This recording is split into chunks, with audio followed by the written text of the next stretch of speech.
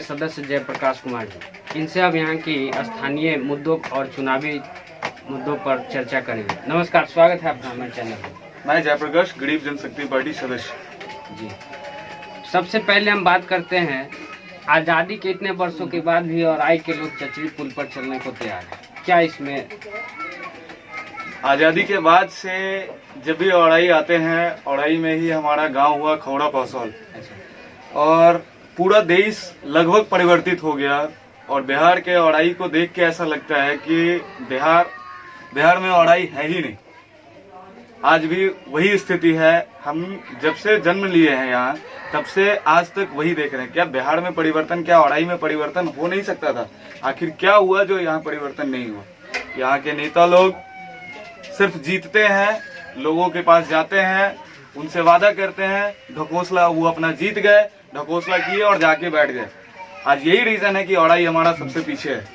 कोई यहाँ काम नहीं करना चाहता है। तो इस बार क्या बदलाव आएंगे?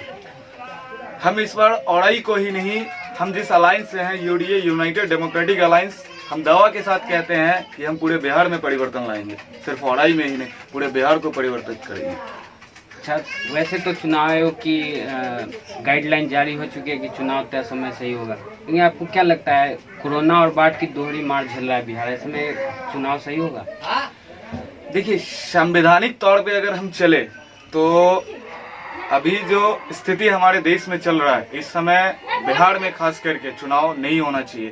कोविड का जो टाइम चल रहा है, इतना हमारा लॉस हुआ है, इतना इकोनॉमिक ब्रेकडाउन हुआ है, और उसके बाद प्राकृतिक आपदा जो हमारे यहाँ है, इसको देखते हुए चुनाव को थोड़ा सा टालना चाहिए था। लेकिन हम लोग भी चुनाव आयोग के आदेश के अधीन हैं, उनका जैसा आदेश होगा वैसा किया जाएगा। तो उसके लिए तैयार है आपकी पार्टी? हाँ, तैयार है। अच्छे से या फिर? अच्छे से तैयार। और कड़ी लड़ाई देंगे हम, और जीतेंगे भी। मुख्य लक्ष्य क्या होगा? मुख्य लक्ष्य है हमारा बिहार को बदलना और बेहतर बिहार बनाना।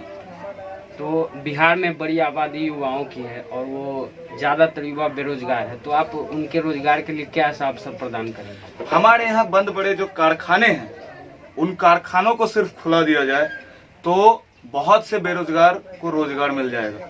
जो हमारे पास पर्याप्त संसाधन है उसमें रोजगार मिल जाएगा, और आगे फिर इतना संसाधन देने के बाद फिर आगे जो है अपने आप इंक्रीमेंट होना शुरू हो जाएगा। बस बंद पड़े कारखानों को हमको खुलवाना है, और वो खुलेगा। चलिए, धन्यवाद आपका हमसे जुड़ने के लिए। तो ये थे गरीब जनशक्ति पार्टी के सदस्य जयप्रकाश कुमार जी, इनसे हमने यहाँ की चुनावी मुद्दों पर चर्चा की। सहयोगी सत्यम के साथ मैं सौरभ, इंडिया लाइव 7।